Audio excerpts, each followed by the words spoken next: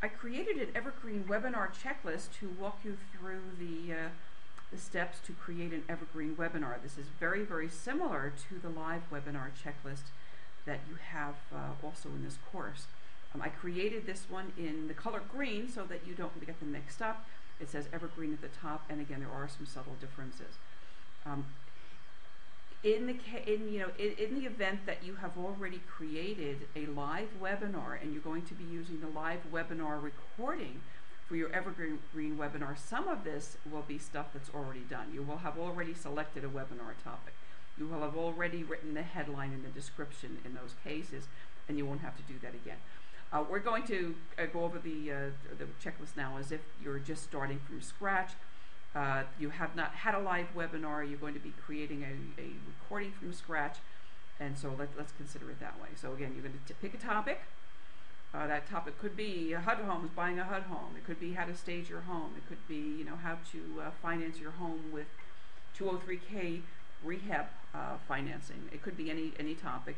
After you select the topic, then write a really, really good, hooky, catchy headline, something that will be engaging, something in 140 characters or less, something that can fit within a tweet. We're not doing that at 140 characters just so that you can use it on Twitter, but because that is a good rule of thumb for a headline length that works in many, many cases. Write a description for your webinar.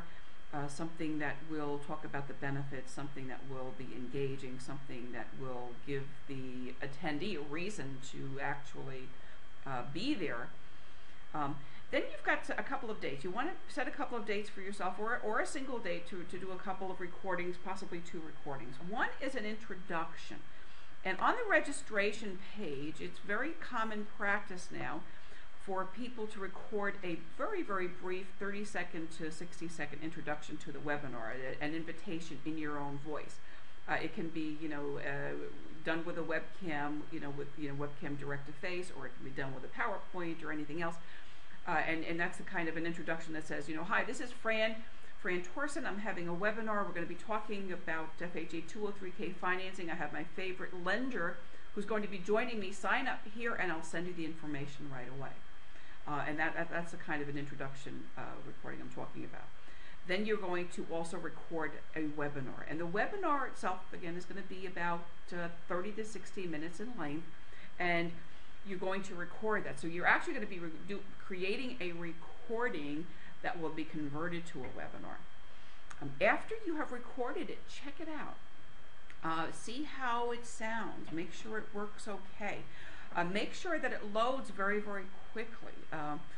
If you're creating an Evergreen webinar, it is going to be an experience that is going to simulate a live event. So you want to be sure that your recording doesn't have a great lag time. There's a program called Handbrake that you can download for free at handbrake.com.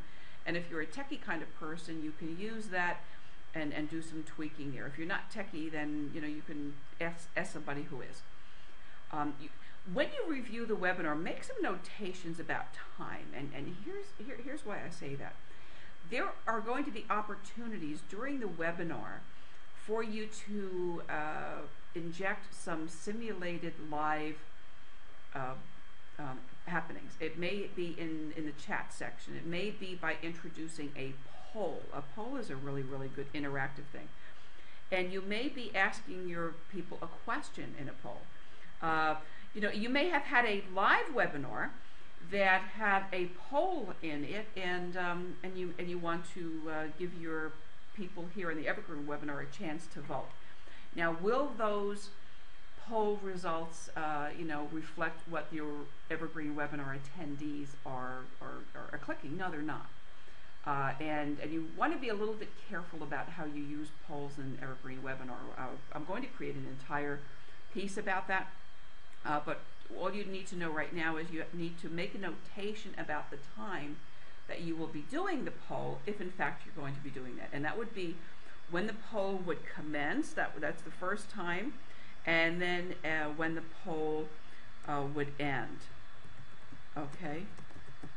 You may also want to make a notation about time for buttons to be appearing on the page, or for downloads, or for hyperlinks. And with some webinar platforms, there is a space below the video where you can say, okay, at precisely 20 minutes into the webinar, I want there to be a download link to something I'm talking about in the webinar, and I want that to stay on the page for 2 minutes, and you can make that happen. You can say, you may be selling something. You may be selling attendance to something, or something that requires a buy button, and that you have the ability to make a buy button appear, let's say, at 40 minutes into the webinar. So if there are places at points in time in the Evergreen webinar where you want to introduce a poll or a link below the video or a button or any of that kind of stuff, make a note to yourself about that. When you're reviewing the webinar, make those notations about time in your checklist here, and then when you get to the point that you're setting up your webinar, it will make it much, much easier. Decide what days or day your webinar is going to appear. You may have an Evergreen webinar that will be appearing every Friday. Some people create webinars that appear every single day, and I think that probably is overdoing it relative to to meeting somebody's expectation for a more live kind of experience. And it becomes very, very transparent when they can attend the same webinar every single day, sometimes 3 times a day, that you're really just working with a video. And I think that that the value and the perceived value of a webinar when it's available all the time every day is really, really significantly less than something that is not. Bear in mind too that when people are making a commitment to attend a webinar, they're making a commitment to carve away some time and devote more attention to this subject than they would to a video that's available all the time. So bear that in mind, and you may want to make it available once or twice or maybe 3 times a week. But anyway, you want whatever you do decide to do is your decision, and this is a good place to make that decision and write that down and make a note for yourself. Also, to what time do you want that webinar to actually be available? Is that going to be in the morning or the afternoon or the evening? Is it during business hours? Decide what is the best time for your market to view, and when you have the most registrations. What you really should do is schedule several and do them at different times and different days, and test that and see where people in your market issue the best response and the most registrations. And when you have a feeling about that, then stay with what works. Again, is it going to be a recurring webinar? An Evergreen webinar can certainly be a recurring webinar, and it can happen as often and frequently as you like. Again, I wouldn't suggest you do it too often. There is another argument to be made about making it available all the time. And again, there are some very, very valid arguments from both sides of the coin there. I'm not going to belabor it. My personal feeling is that you don't want to do it too often, but again, that's your choice. And the neat thing about Evergreen webinars is that is technology that gives you a choice to do things the way you like to do with it. All right. Who's the organizer and the presenter? Again, the organizer and presenter aren't that important here, because you're working with a recording and really working with the technology. You've got somebody who's going to be working with an administrative panel, and that's about it. So that is not a concern. Panelists really are not going to be a concern. You may want to gather panelists for the recording, to create the recording, and that's okay, but you don't have panelists on an Evergreen webinar, nor is there an opportunity to engage in a live way using voice. You want to set up a lead registration page. Again, you may also want to set up a separate web form to gather registrations, and you can do that in addition to the registration page. You can set up a web form and put that on your on your website. You can share that on Facebook, you can share that on Twitter, you can invite people to sign up just with a simple web form and not necessarily with a page. You may also want to have a registration survey on the page connected to that. That is something you can do. And create a thank you page. Once a person has registered, send them to a thank you page and say, thanks for registering, here's the information. And then, of course, they will get an email reminding them and telling them to mark their calendar.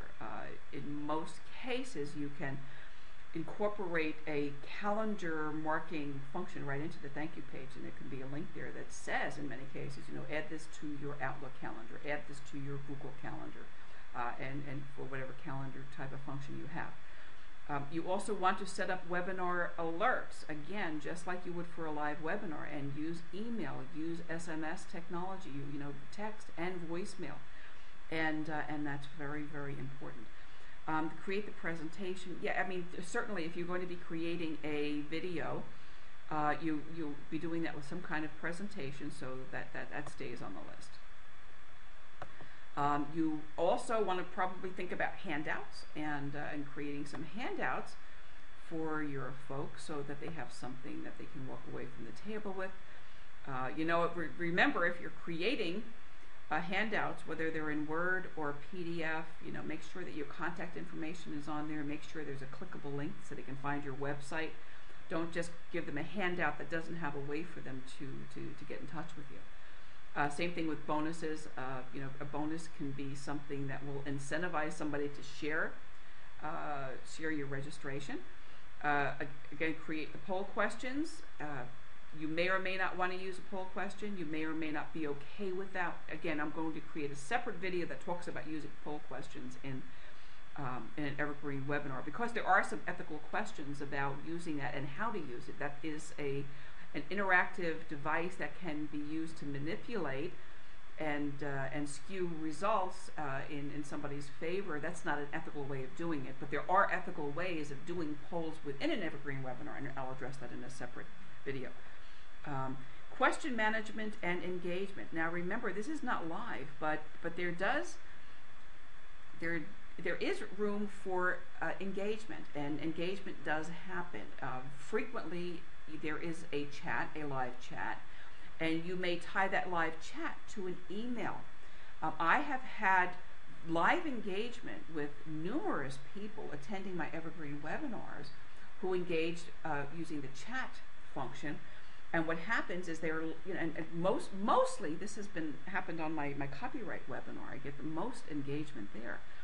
And I'll give you an example of a piece of engagement on the copyright webinar. One day I was sitting and I got an email that came from the chat from a woman who was attending my copyright webinar, and she said she was a writer, she's a real estate reporter, and she was having a great deal of difficulty because there were real estate agents who were swiping her articles, copying her articles into their blogs, and she was very, very frustrated.